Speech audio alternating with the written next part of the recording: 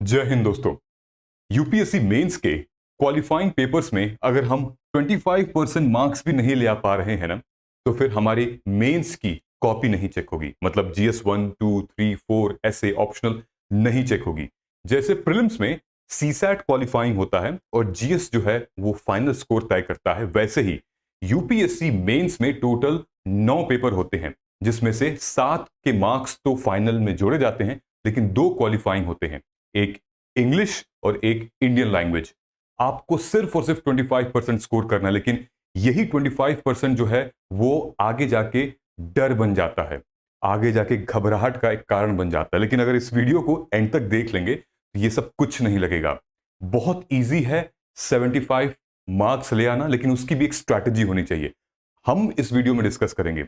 इससे पहले कि मैं आगे बढ़ूं, चैनल को एक बार सब्सक्राइब कर लीजिएगा आप, और प्लीज उन लोगों के साथ भी शेयर करिएगा जो कि ईमानदारी से यूपीएससी की तैयारी कर रहे हैं। ठीक है, ये देखिए, ये है मार्कशीट। ये मार्कशीट उस कैंडिडेट की है जो यूपीएससी के मेंस में क्वालिफाई नहीं हो पाया है। साफ साफ लिखा हुआ है, not qualified in written examination UPSC 2014। आप अगर देखोगे तो यहां पर दोनों हिंदी और इंग्लिश के मार्क्स दिख रहे हैं। ठीक है, इसका मतलब यह है कि जब आप मेंस क्वालिफाई नहीं करते हो तो आपके सारे पेपर्स के मार्क्स आ जाते हैं। वहीं पर यह मार्कशीट सेम कैंडिडेट की है, जब इन्होंने मेंस क्वालिफाई कर लिया था तो अब आपको यहां पर वो मार्क्स नहीं दिखेंगे क्वालिफाइंग पेपर के, आपको सिर्फ और सिर्फ स्कोरिंग पेपर के मार्क्स दिखेंगे। तो मेरी शुभकामनाएं आपके साथ ये हैं कि आपको न देखने को मिले अपने क्वालिफाइंग पेपर्स के मार्क्स, क्योंकि जब क्वालिफाइंग पेपर्स के मार्क्स देखने को मिलते हैं मतलब कि आप मेंस क्वालिफाइड नहीं हो, तो वो नौबत नहीं आनी चाहिए। अभी मेंस का पेपर चल रहा है, आज 24 तारीख है, हमारे सारे जीएस पेपर खत्म हो चुके हैं। हमारे पास अब अगला पेपर ही क्वालिफाइंग पेपर रहता है और ऑप्शनल। तो ये है पेपर ए और ये है पेपर बी, यानी कि 28 सितंबर 2024 को आने वाले 4-5 दिनों में हमारा पेपर होने वाला है इंडियन लैंग्वेज का, जो कि पेपर ए है, और फिर कंपलसरी पेपर बी। मतलब इंडियन लैंग्वेज में हमारे पास 22 लैंग्वेज हैं, आसामीज, बंगाली, बोडो, डोगरी, नेपाली, मराठी, हिंदी, संस्कृत, इन सब का टेस्ट होगा। 3 घंटे का एग्जाम है। सेम दूसरे शिफ्ट में 2:30 से 5:30 दूसरी शिफ्ट है। पहली शिफ्ट 9 से 12, जिसमें आपको कंपलसरी इंग्लिश लिखना ही लिखना है, चाहे आप किसी भी इंडियन लैंग्वेज को आप चुन रहे हैं उसके बावजूद भी। ठीक है, अब इन पेपर्स में होता क्या है, डिटेल में थोड़ा सा हम लोग आते हैं।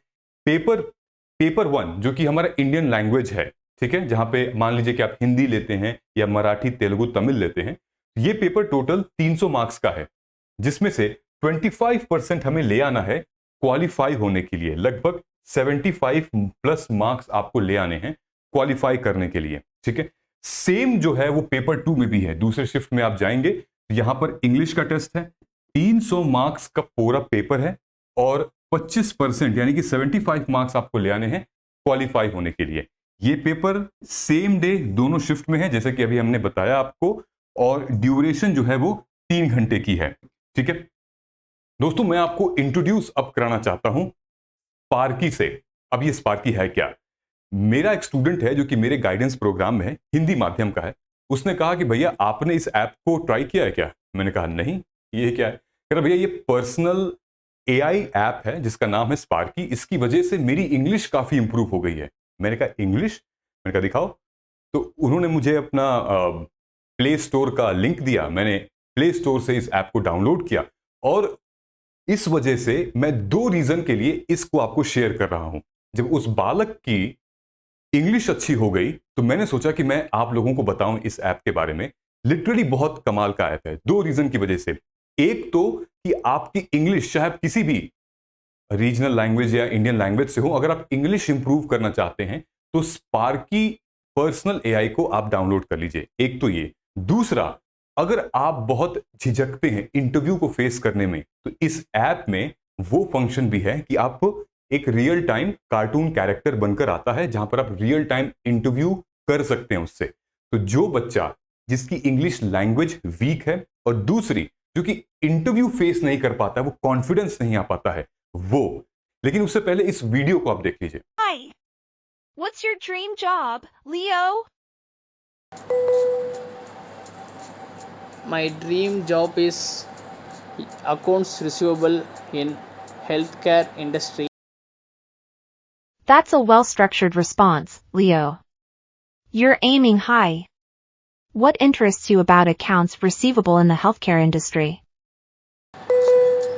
Because accounts receivable main job role is speaking English. ऐसी ही कुछ कॉन्वर्सेशन बातचीत आप स्पार्की से कर सकते हैं। ये बहुत अफोर्डेबल है, 24/7 है। लैंग्वेज को सीखने के लिए ना एक माहौल चाहिए होता है, और आजकल तो आप किसी से वैसे भी इंग्लिश में बात करें तो बोलेंगे कि भाई बड़ा अंग्रेजी झाड़ रहे हैं। इंग्लिश झाड़नी पड़ती है, हमें सीखना है। सो आप खुद ही इसको ट्राई करिए और खुद आप डिफरेंस देखेंगे, चाहे वो वोकैबुलरी हो गया, प्रोनाउंसिएशन हो गया, या फिर ग्रामर हो गया, फ्लुएंटली। जनता तो आपको जज करने लगती है, ये जज नहीं करेगा। सो डाउनलोड कीजिए और प्ले स्टोर पे अवेलेबल है, और खुद ट्राई करके देखिए। ठीक है, हम लोग आगे आते हैं और फीडबैक मुझे बताइएगा। ठीक है, तो जैसे कि हम देख रहे हैं यूपीएससी मेंस क्वालिफाइंग पेपर, अगर हम 2 की बात करते हैं, 1 के भी अब आगे बात करेंगे। पेपर 2 में इंग्लिश सबसे बड़ा चैलेंजिंग ही है। इंग्लिश कि आखिर कैसे करें, क्या करें, क्या आता है। सबसे पहले इस पूरे 300 मार्क्स में जो डिवाइडेड है वो 100 मार्क्स का ऐसे आता है। एक ऐसे आपको लिखना है। ऐसे में कैसा ऐसे आता है? ऐसे राइट एन ऐसे इन 600 words on any one of the following topic. अब टॉपिक क्या है? इसमें टॉपिक है OTT and the future of multiplex. अगर आप तैयारी कर रहे हो मेंस की तो ऐसे वाला पेपर याद है ना? अगर आप वो कर लोगे तो आप ये इजीली कर लोगे। कोई भी इनमें से एक करना है। Social media and marketing of the self, happiness is a state of mind. अगर आप ध्यान से देखेंगे तो ये इस साल के ऐसे का टॉपिक है, इसी साल के ऐसे का ये टॉपिक है, ये पिछले साल का पेपर है ये। सो कहीं से भी आइडिया निकल कर आ सकता है।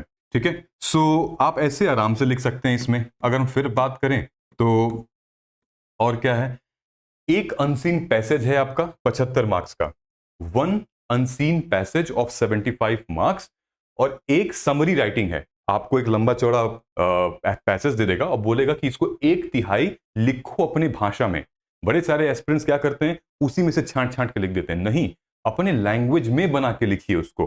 ठीक है, उसके बाद missing words, form of word, antonyms मतलब पर्यायवाची, विलोम वगैरह पूछता है। Use word from sentences, forms शब्द दे देगा, सेंटेंस बनाओ। जैसे स्कूल में कैसे हम लोग पर 1 जो इसका है ए और बी, इसका जो लेवल है वो मैट्रिकुलेशन का लेवल है, क्लास 10 तक का लेवल है, तो इजीली हम लोग कर सकते हैं इसको। ठीक है, रीराइट द सेंटेंसेस इन, मतलब फिर से सेंटेंस गलत दिया है आपको, फिर से लिखना है उसको। सो एग्जाम्पल के तौर पे हम देख सकते हैं, जैसे मान लीजिए कि ये आया है कि भाई सप्लाई द मिसिंग वर्ड। क्या है पहला? The regulations apply dash all the employees. क्या होगा? फॉर या to all the employees. Why are you afraid my sister? क्या होगा? वाई आर यू इन और टू वाई क्या होगा? Why are you afraid of my sister.